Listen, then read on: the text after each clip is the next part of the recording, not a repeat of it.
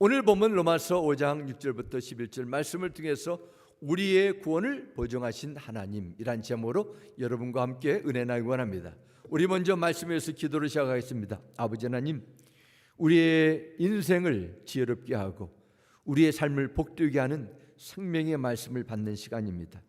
우리의 경험과 우리의 배운 정보 지식, 이것이 우리의 삶의 변화가 아니라 하나님께서 주신 능력의 말씀이 우리 인생을, 우리의 앞날을 새롭게 하고 온전케 할 줄 믿사오니 이 말씀이 나의 빛이 되게 하여 주시고 어둠을 밝히는 생명의 능력의 말씀이도록 주장하여 주옵소서. 예수님의 이름으로 기도드렸습니다. 아멘.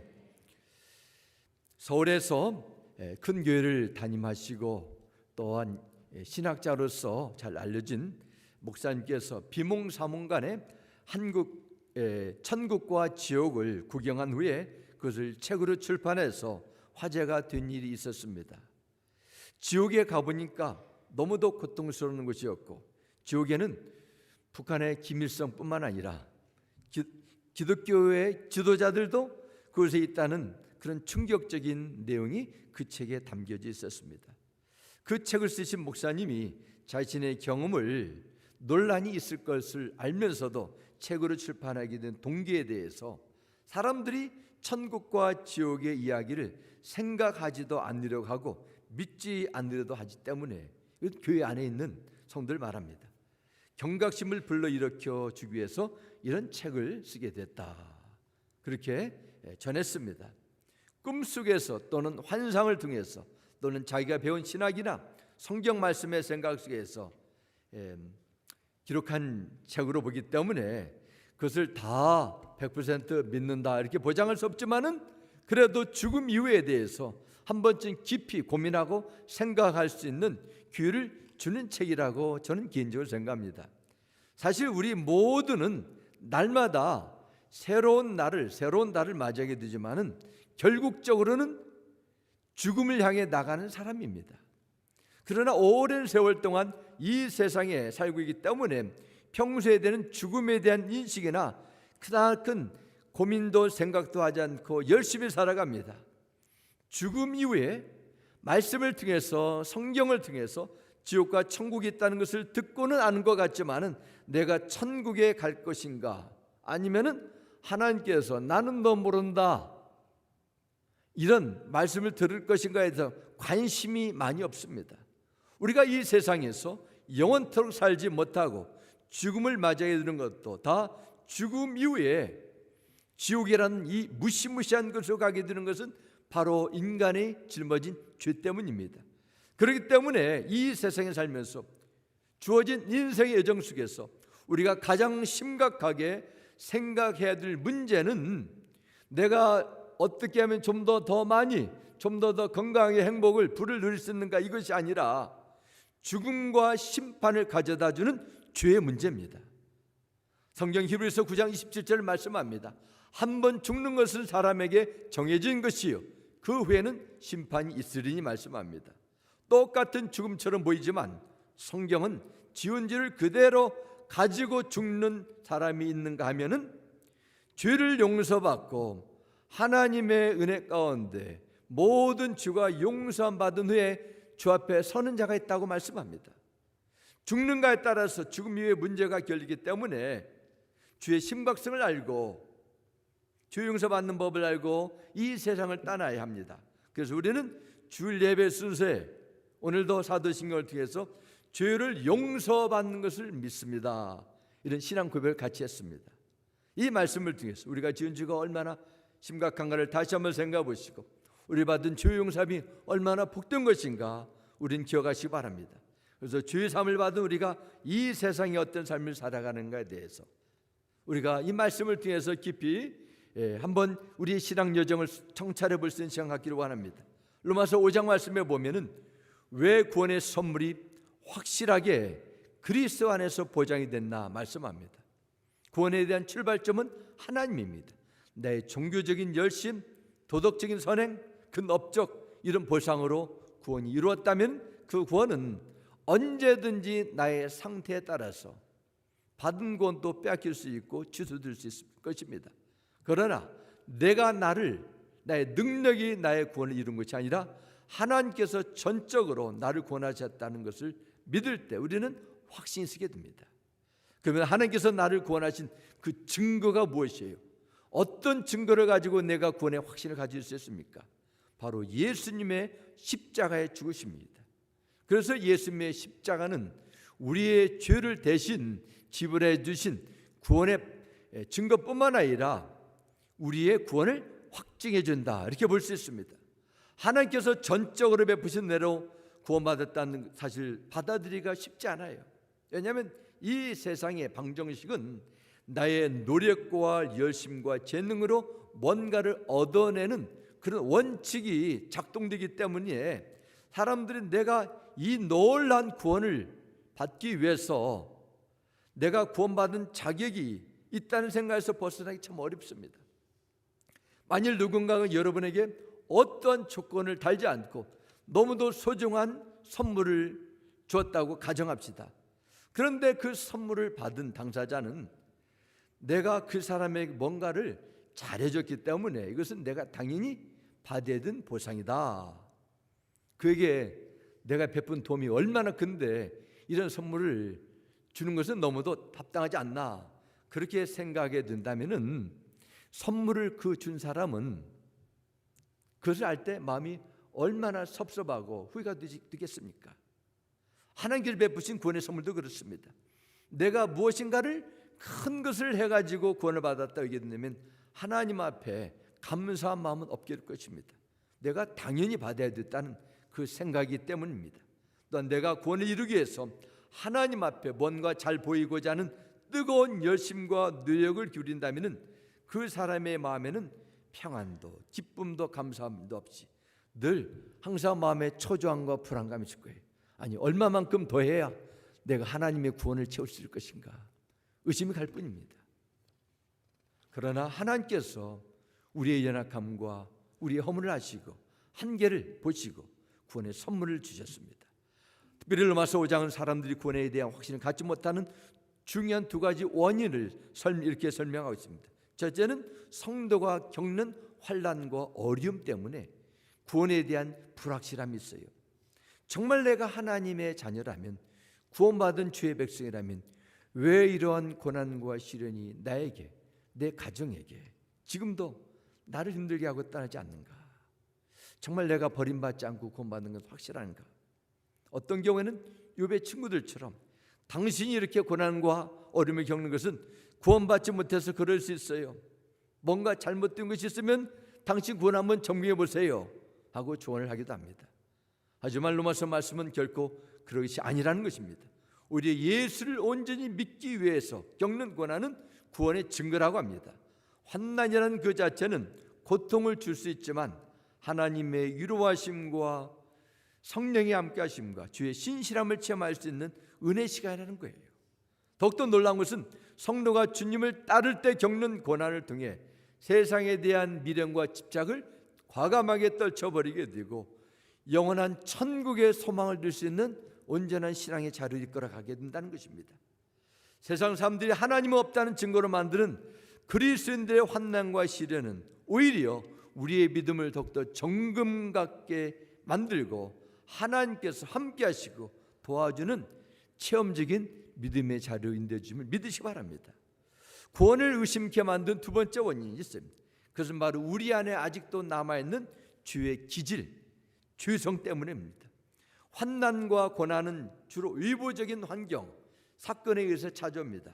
그러나 죄성은 내 안에서 일하는 본능에 의한 자연적인 반응입니다. 내가 구원을 받았다고 입으로는 고백하지만은 아직도 내 안에 남아있는 강력한 주의 기질이 나의 부르심을 꺾고 어떤 때는 구원을 의심하게도 만듭니다. 정말 내가 이렇게 하다가 천국에 갈 수 있는가? 나는 이렇게 살다가 구원의 은혜를 놓치는 것이 아닌가? 오늘 본문 로마서 5장 6절부터 11절 말씀은 구원의 확실성에 설명하기 위해서 구원받기 전에 우리가 어떤 상태인가를 다시 한번 일깨워줍니다. 6절 말씀 보겠습니다. 우리가 언제 구원받았어요? 우리가 아직 연약할 때의 기약대로 그리스도께서 언제 구원받았습니까? 언제 구원의 은혜가 임했습니까? 우리가 아직 연약할 때. 이 의미는 나의 영혼이 구원을 위해서 내 스스로 어떤 힘도 행사할 수 없는 무기력한 상태, 절망에 빠졌을 때 하나님께서 우리의 구원을 위해서 그분의 아들 예수 그리스도를 보내셨다는 뜻입니다. 8절 말씀 보겠습니다. 우리가 아직 죄인 되었을 때. 언제 하나님의 구원에 임했어요? 우리가 죄인 되었을 때입니다. 이것은 하나님의 뜻과 기준을 완전히 무시하고 내 욕망과 내 생각에 붙들려 내가 하나님처럼 행세하던 그때, 나는 죄에 빠져나오지 못하고 있을 때 하나님께서 먼저 우리를 보시고 죄를 용서해 주시기 위해서 구원의 일을 행하셨다는 것입니다.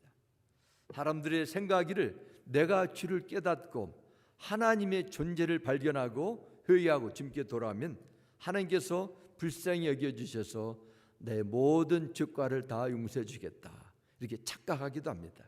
그러나 만일 하나님께서 우리의 죄를 깨닫고 회개하기를 돌아오기를 기다리만 계셨더라면 우리들은 가망이 도저히 없어요. 왜냐? 깨달을 수 없기 때문에, 하나님을 알 수도 없고 주인한 사실을 인정할 수 없기 때문에 그렇습니다. 그러나 하나님께서는 우리가 아직 죄인 됐을 때, 심지어 우리가 하나님과 원수가 되었을 때 하나님께서 우리를 긍휼히 여기시고 죄 사함을 받을 수 있는 길을 먼저 시작하셨다, 이렇게 10절에 말씀합니다. 다시 보겠습니다. 곧 우리가 원수 되었을 때 그의 아들의 죽으심으로 말미암아 하나님과 화목하게 되었은즉, 즉 화목하게 된 자로서는 또 그의 살아나심으로 말미암아 구원을 받을 것이니라 말씀합니다. 우리가 연약할 때, 우리가 죄인 됐을 때, 우리가 원수 되었을 때 공통점이 있습니다. 우리가 하나님과 가까이 갈 수 있는 어떤 능력도 가능성도 다 단절되었을 때 말합니다. 그래서 원수 되었다는 것은 하나님과 적대적인 관계에 있으면서 사탄의 하수인 노릇하던 그때 하나님께서 우리의 죄값을 십자가에서 대신 치르셨다는 것입니다. 우리가 하나님과 원수지간으로 살았는데, 세상의 것, 이 세상을 통치하는 귀신을 따라 살았는데, 하나님께서 가해자인 우리에게 먼저 찾아오셔서 십자가에서 화해를 시작하시고 구원받은 성도를 다시 죄악죄에 빠지지 않도록 가만 놔두지 않고 계속 이끌어 주셨다는 말씀입니다. 우리가 연약하고 불경건할 때, 죄인이며 하나님 앞에 원수로 살아갈 때 하나님께서는 예수 그리스도의 십자가의 사랑을 통해서 우리에 대한 하나님의 사랑을 보여주셨습니다. 세상에 아무리 선하고 위대한 공적을 세운 존경받는 사람이라 해도 인간은 스스로 절대로 구원에 이를 수 없다고 성경은 선언합니다. 그러므로 우리의 구원은 하나님과 예수님의 전적인 용서하심과 자비의 은혜로 시작되었음을 믿으셔야 됩니다. 그러므로 예수님의 십자가를 바라볼 때 무엇을 바라봐야 돼요? 내가 바로 이처럼 하나님의 심판을 받아야 될 존재인데 하나님께서 이처럼 나를 사랑하시는구나, 이 증거의 표시로 봐야 돼요. 요한일서 4장 10절 이렇게 말씀합니다. 사랑은 여기 있습니다. 곧 우리가 하나님을 사랑하는 것이 아니라 하나님께서 우리를 사랑하셔서 우리 죄를 위해 그분의 아들을 화목제물로 보내주셨습니다. 아멘. 먼저 하나님께서 여러분을 사랑하시려고 작정하시고 주 예수 그리스도를 십자가에 달리게 하심으로 우리의 화목제물이 되어졌다는 사실입니다. 인간의 사랑, 세상의 사랑, 심지어 부모와 자녀과의 사랑도, 이성과의 사랑도 있어요. 언제든지 변할 수 있는 한시적인 것입니다. 뭐 때문에 저것 때문에 이런 사건, 조건이 있어서 내가 그 사람을 사랑하고 사랑할 조건이 있다 말합니다. 그러나 하나님의 사랑은 무조건적인 사랑입니다. 사랑하는 성도 여러분, 여러분의 구원에 대한 확신이 흔들리거나 의심할 때 있습니까? 주님의 십자가를 바라보시기 바랍니다. 그분이 나의 모든 죄의 값을 갈보리 십자가에서 한 번에 온전히 그리고 영원히 치루어 주심을 믿으시고 감사하시기 바랍니다. 하나님께서 우리의 심각한 죄를 용서해 주신 것이 얼마나 우리에게 큰 복인지를 아시고 그 은혜 합당히 살아가는 여러분의 삶이 되시길 주의 이름으로 부탁드립니다. 두 번째 우리가 가지고 있는 중요한 문제가 있습니다. 구원의 확신을 가진 자가 누리는 축복입니다. 예수 그리스도의 십자가 안에서 내 모든 죄의 값을 다 치러주셨다면, 하나님 앞에 의인이 되었다면 그 은혜를 우리가 어떻게 누려야 되는가 말씀합니다. 첫 번째는 우리가 누릴 수 있는 영적인 특권이 바로 그리스도 안에서 새로운 정체성을 가지는 것입니다. 6절 말씀은 인간이 어떻게 죄와 죽음에서 구원받는가에 대해 더 분명히 설명하고 이렇게 했습니다. 6절 말씀 다시 보겠습니다. 9절 말씀 다시 보겠습니다. 그러면 이제 우리가 그의 피로 말미암아 어떻게 됐어요? 의롭다 하심을 받았으니 말씀합니다. 예수 그리스도의 보혈의 은혜로 우리가 하나님 앞에 악인이 아니라, 버림받은 존재가 아니라 의인이 되었습니다. 의인 되었어요. 거룩한 성도의 신분을 받았습니다. 구원은 예수 그리스도가 우리의 죄를 대신 십자가에 박혀 피 흘려 죽으신 그 은혜의 공로의 대가입니다. 이제는 주님께서 완전히 다 이루셨습니다. 왜 예수님의 피가 2000년 전에 골고다에서 달리신 피의 은혜가 오늘도 효력이 있습니까? 왜 구원의 능력이 됩니까? 그건 바로 예수님의 피는 사람의 피가 아니라 하나님의 피가 되기 때문입니다. 예수님께서 십자가에 달려졌을 때 양쪽 매달린 두 강도들도 십자가의 피를 흘리며 다 죽었어요.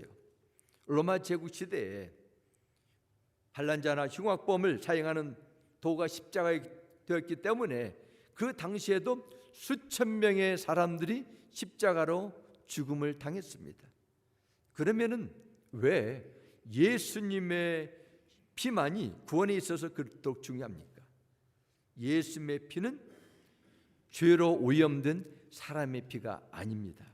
하나님의 피라는 것은 그분이 흘리신 피에는 어떠한 죄도 들어가지 않았다는 것을 의미하고 있습니다. 예수님은 하나님의 아들이 되시기 때문에 완전한 거룩함을 소유하신 분입니다. 그래서 예수의 피에는 죄를 용서하시는, 우리의 죄의 값을 지불할 수 있는 구원의 능력이 담겨져 있다는 것입니다. 그리스도인들도 하나님 앞에 회개합니다. 그런데 회개를 했는데 아직도 내가 용서함 받지 못했다는 생각이 남아 있을 수도 있어요. 죄책감과 열등감이 사라지지 않습니다. 왜 그래요? 예수의 보혈의 능력을 온전히 의지하지 않아서 그렇습니다. 그래서 우리는 예수의 보혈을 늘 묵상하며 의지해야 돼요. 로마서 8장 2절 말씀에도 그러면 이제 그리스도 예수 안에는 결코 정죄함이 없나니, 하나님께 정죄하지 않는 말씀하셨습니다. 예수 그리스도 안에 있는 생명의 성령의 법이 죄와 사망의 법에서 너희를 해방하였습니다. 아멘. 사랑하는 성도 여러분, 그러므로 회개에 있어서 내가 회개하는 사람 마음을 아니라 예수의 보혈의 능력을 온전히 의지하기 바랍니다. 십자가에는 마귀의 괴락을 물리치는 능력이 있습니다. 죄의 세력이 떠나고 악한 영의 세력이 떠납니다. 예수의 피에는 죄를 정결케 하는 능력이 있고 더러운 귀신들, 사탄의 세력을 묶는 강력한 초월적인 힘이 담겨져 있습니다. 그래서 마귀가 제일 무서워하는 것은 인간의 권력, 세상의 힘도 아닙니다. 예수의 십자가의 피입니다. 이처럼 예수의 보혈이 우리 안에 들어오면 놀라운 일들이 일어남을 믿으시기 바랍니다. 오늘날 너무도 많은 사람들이 염려와 근심과 두려움을 안고 살아갑니다. 이건 영적인 겁니다. 두려움을 주는 영적 세력을 물리쳐야 돼요. 어떻게 싸움 물리칠 수 있습니까? 예수의 피에 담겨진 능력입니다. 사랑하는 성도 여러분, 우리의 죄가 지옥 같을지라도 예수님을 믿는 믿음으로 말미암아 깨끗하게 용서함을 받았음을 늘 선포하시기 바랍니다. 죄사함을 받아 하나님의 자녀가 된 우리의 본분이 무엇인지를 늘 기억하시고 하나님을 위해 하나님의 이름을 높이고 하나님을 찬양하고 하나님의 소원을 이루어드리는 이런 신앙의 삶이 되시길 주의 이름으로 축원합니다. 두 번째, 구원의 확신을 가지는 누리는 두 번째 축복, 미래에 대한 확신입니다. 구원받은 성도에게 실패가 찾아오고 육신적인 질병도 끊임없이 찾아올 수 있습니다. 일신적인 불안이나 염려가 와도, 절망적인 상황이 와도 삶을 포기하지 않을 수 있는 힘이 있어요. 고린도후서 4장 8절에도 사도 바울은 이렇게 고백합니다. 우리가 사방으로 우겨쌈을 당하여도 쌓이지 아니하며 답답한 일을 당하여도 낙심하지 아니하며, 이런 위대한 고백이 있습니다. 사방으로 우겨쌈을 당는 그런 처절한 남담한 상황을 만난다 할지라도 절대로 낭망에 빠지지 않는 것은 성령께서 붙들어 주시고 미래에 대한 확신을 가지고 있기 때문이라고 믿습니다. 세상에 있는 모든 것을 다 마치고 하나님 앞에 서게 될 때도, 영혼의 때가 나에게 찾아온다 할지라도 내 마음에 평안이 있어요. 그 가운데 하나는 바로 내가 어디로 갈지를 알기 때문입니다. 그런 확신을 갈 수 있는 것, 바로 예수 그리스도 안에서 하나님과 화했기 때문에 하나님을 만날 일이 심판이 두려운 것이 아니라는 것입니다. 여러분이 기억하셔야 할 것이 있어요. 예수 그리스도의 십자가의 죽으심은 단순히 나의 죄값을 지불하시고 의로움의 옷을 입혀주신 거듭남의 사건으로 끝나지 않는다는 것입니다. 그분의 십자가의 죽으심으로 우리를 올감했던 죽음의 사슬이 떠났어요. 예수님의 희생으로 우리의 모든 죄의 빚을 그분이 대신 갚아주었기 때문입니다. 과거의 죄뿐만 아니라 앞으로도 계속 죄에 넘어질 그런 미래의 죄까지도 다 갚아주신 것입니다. 그러면 무엇이 우리의 죄 용서함과 구원을 확실히 보증해 줄 수 있을까요? 바로 예수님께서 죽음에서 다시 살아나신 부활 사건입니다. 로마서 4장 25절 말씀에도 예수는 우리가 범죄한 것 때문에 내줌이 되고 또한 우리를 의롭다 하시기 위하여 살아나셨느니라 말씀하고 있습니다. 로마서 5장 10절 다시 한번 읽겠습니다. 곧 우리가 원수 되었을 때 그의 아들의 죽으심으로 말미암아 하나님과 화목하게 되었은즉 화목하게 된 자로서는 더욱 그의 살아나심으로 말미암아 구원을 받을 것이니라. 아멘. 내가 예수 그리스도를 마음으로 영접하고 입으로 시인함으로 죄 용서를 받았습니다. 의롭다함을 인정받았습니다. 하나님과 원수 되었던 관계에서 사랑받는 자녀에 드는 화평을 누리게 됐습니다. 더 이상 하나님 앞에 우리는 진노와 심판의 대상이 아닙니다. 그러면은 예수 그리스도에 받은 이 놀라운 구원의 축복은 나와 하나님과의 관계 속에서 하나님의 자녀되는 그 신분의 복으로 끝납니까? 아닙니다. 우리가 받은 복은 미래의 사건으로 이루어집니다. 이것을 우리는 부활 신앙이라고도 말합니다. 신앙인에 있어서 가장 기쁜 소식은 복음입니다. 복음이라는 것은 바로 예수 그리스도의 십자가와 부활이에요. 십자가의 부활은 복음의 핵심이고 이것은 마치 동전의 양면처럼 같이 떨어질 수 없는 부분입니다. 다 중요한 것입니다. 그래서 우리는 예수 그리스도의 이 땅에 오심, 또한 십자가의 고난과 죽음, 더 나아가서 부활까지도 이것을 복음이라도 말합니다. 그럼 왜 예수 그리스도의 부활이 우리에게 이처럼 소중합니까? 바로 예수 그리스도의 부활을 통해서 우리의 부활, 우리가 겪어야 될 죽음과 부활의 사건을 보증해 주시기 때문입니다. 그리고 고린도전서 15장 17절부터 19절 말씀 보겠습니다. 그리스도께서 살아나지 않으셨다면 여러분의 믿음은 헛된 것이 되고 여러분은 아직도 죄 가운데 있을 것입니다. 그리고 그리스도 안에서 잠든 사람들도 멸망했을 것입니다. 그리스도 안에서 우리가 바라는 것이 이 세상에만 해당되는 것이라면 우리는 모든 사람 가운데서 가장 불쌍한 사람일 것입니다. 말씀합니다. 예수님께서 십자가의 죽으심으로 우리의 모든 죄값을 치르시고 다시 살아나심으로 여러분의 부활을 보증해 줬다고 말씀합니다. 만일 예수 그리스도의 부활이 없다면, 주님께서 죽음에서 다시 살아나지 않으셨다면 이 세상에서 가장 불쌍한 사람은 바로 죽은 예수를 믿는 성도라는 것입니다. 우리의 믿음 생활이 부활 신앙으로 나가지 못하게 되면 어떻게 될까요? 영원한 미래에 대한 확신이 없습니다. 눈에 보이는 것에 집착에 빠지게 됩니다. 눈에 보이는 세상의 복, 세상의 성공, 세상의 행복만을 추구하는 지극히 이기적인 생활에 빠질 수밖에 없어요.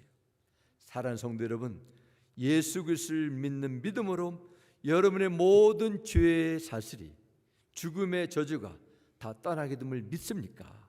그렇다면 예수 그리스도께서 친히 부활하심을 통해서 보증하신 여러분의 미래에 약속된 부활을 늘 꿈꾸시고 부활을 소원하시고 부활을 약속하신 주님께 감사하시기 바랍니다. 세 번째, 우리가 구원을 받은 성도가 누려야 될 하나님의 은혜, 복. 그래서 바로 하나님 안에서 뭐하는 삶이에요? 즐거워하는 삶을 추구해야 됩니다. 하나님께서 죄를 지은 자를 원수로 취급하시고 진노의 대상으로 삼으셔서 저주를 받아 파멸에 이르도록 하실 수 있는 분입니다. 그런 하나님께서 하나님의 진노와 저주를 십자가에서 다 쏟아내셨습니다. 우리 주가 죄 용서함 받은 것은 그냥 용서받은 정도가 아니라 과거에는 하나님을 대적하는 원수였지만 이 놀라운 은혜를 베풀어 주셔서 우리가 의롭다함을 받게 된 것입니다. 뿐만 아니라 하나님과 원수 관계가 청산되고 하나님을 아버지라 부르는 이런 화평의 관계를 누리는 사람들이 되게 해주셨어요. 성령께서 우리 안에 거하시고 우리를 위로해 주시고 흔들리는 믿음 붙들어 주시고 용기를 주시고 하나님의 뜻을 발견하며 그 뜻 가운데 거하도록 우리와 늘 함께 하시는 복을 주셨습니다. 과거에 지은 집, 현재 삶에서 질 수밖에 없는 우리의 연약함도, 더 나아가 미래에 질 죄까지도 다 용서받은 사람들이 나타나는 영적인 변화가 있습니다. 바로 그들에게 나타나는 놀라운 변화 가운데 하나는 하나님 안에서 기뻐하는 삶입니다. 그래서 우리 소위르문답에서 보면은 예수님께서 소위르문답 1번은 인간이 최고의 목적이 무엇인가? 하나님을 영화롭게 하고 하나님 안에서 즐거워한다. 인간의 목적입니다. 오늘 본문 로마서 5장 11절에 말씀합니다. 그뿐 아니라 이제 우리로 화목하게 하신 우리 주 예수 그리스도로 말미암아 어때요? 하나님 안에서 또한 즐거워하느니라. 아멘. 예수 십자가에 흘리신 피의 값을 치르시고 하나님 앞에 의롭다함을 받았습니다. 이 놀라운 영적인 권세가 있어요. 하나님의 나라 백성으로 미래에 대한 온전한 구원을 소망하게 됩니다. 그리고 그 확실한 하나님께서 보증한 소망이기 때문에 오늘을 즐거워하라는 것이죠. 사랑하는 성도 여러분, 예수 믿는 자는 주 안에서 항상 기뻐할 이유가 있기 때문에 즐거워하셔야 돼요. 그 에브라임 링컨 대통령은 사람이 40대 되면은 자기 인상을 책임질 했는데 우리 그리스도인들은 항상 감사와 기쁨이 넘쳐할 이유가 있어요. 사도행전 2장 25절부터 28절 말씀 보면 신약에 세워진 교회에 가장 첫 번째 선포된 설교라고 할 수 있는 베드로 사도의 설교가 나오게 됩니다. 베드로 사도가 전하는 설교의 가장 중요한 핵심은 예수님을 생명의 구원자로 삼으셨다는 것과 예수님께서 부활하심으로 우리의 구원을 완성하셨다는 그 내용이었습니다. 그 내용이 사도행전 2장 25절부터 26절 이렇게 나오게 됩니다. 다윗이 그를 가리켜 말하기를 나는 늘 내 앞에 계신 주님을 보았다. 나는 흔들리지 않게 하시려고 주님께서 내 오른쪽에 계시기 때문이다. 그러므로 내 마음은 기쁘고 내 혀는 즐거워했다. 내 육체도 소망 속에 살 것이다 말씀합니다.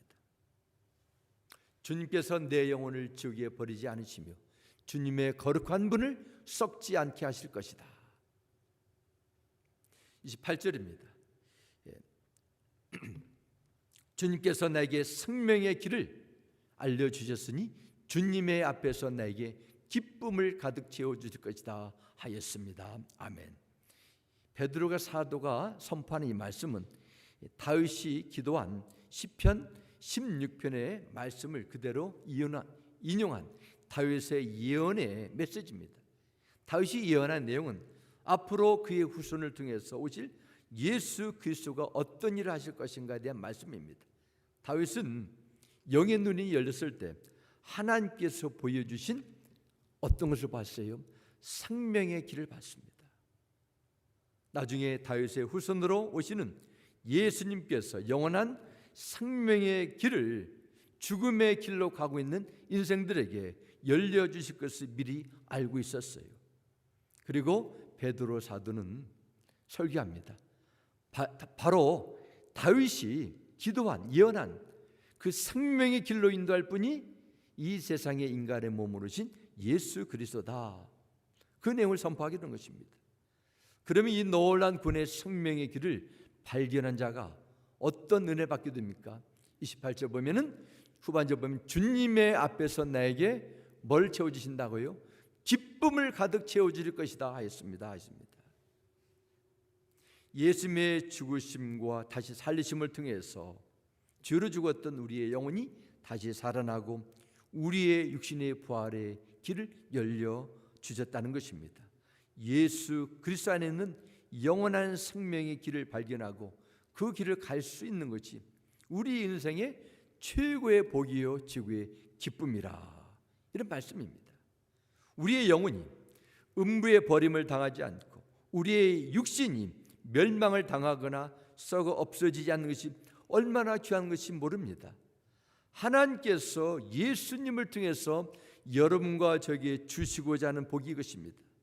우리의 영혼이 죽음을 당하지 않고 지옥의 형벌을 받지 않고 우리의 육신을 부활케 하시는 것이 하나님께서 우리에게 주신 최고의 복이고 기쁨의 근거라는 거예요. 이 놀라운 하나님의 약속된 복에 대해서 하박국 선지자는 하박국 3장 17절과 18절에 이렇게 고백합니다. 비록 무화과 나무가 무성하지 못하며 포도나무에 열매가 없으며 감람나무에 수칠이 없으며 밭에 먹을 것이 없으며 우리의 양이 없으며 위양권에 소가 없을지라도 나는 여호와로 말미암아 즐거워하며 나의 누구의 하나님입니까? 구원의 하나님으로 말미암아 기뻐하리로다. 아멘. 하박국 선지자에 가지고 있는 의문은 왜 악한 자가 세상에서 형통하고 왜 선하고 옳은 자가 구원을 받는가, 이 문제였습니다. 그때 주님께서 대답하시기를 이 세상은 심판의 장소라는 것이 말씀입니다. 무시무시한 심판이 곧 오게 될 텐데 무엇이 참된 복입니까? 세상 사람들이 더 좋아하는 것, 내가 더 많이 가진 것이 복입니까? 더 많은 재산과 부동산을 축적하는 것이 복입니까? 하박국은 나의 구원의 하나님으로 말미암아 즐거워하며 기뻐한다 고백합니다. 영원한 생명이 우리에게 주어진다는 것이 너무도 귀한 것이기 때문입니다. 예나 지금이나 사람들은 눈앞에 보이지 않는 것은 믿으려 하지도 않아요. 눈에 보이는 것만 귀하게 여기고 복이라고 여깁니다. 사람들은 이 세상에서 좀 더 오래 살려고 몸부림치지만 영원히 사는 그 미래의 삶에는 관심이 없어요. 그런데 이 영원한 하나님 안에서 주시는 신령한 복, 영원한 축복을 놓치고 다른 복을, 눈에 보이는 복을 얘기한다는 것은 이것은 마치 거대한 홍수에 떠내려가면서 죽음 앞에 있는 것을 모르고 주변에 같이 흘러가는 여러 가지 것을 모아두고 기뻐하는 것과 마찬가지예요. 죄로 인해서 사망의 물길에 떠내려가면서 나는 빠져나올 힘이 없습니다. 세상 사람들은 이런 참된 기쁨, 참된 생명을 알지 못해서 그냥 마음을 살고 있지만 예수 그리스도 안에서 어찌됐든지 나에게 구원의 은혜를 베풀어 주시고 믿음을 주시고 깨닫게 해주시고 생명의 길을 발견하고 그 길을 바라보는 삶을 살고 있는데 왜 기뻐하지 않냐는 거예요.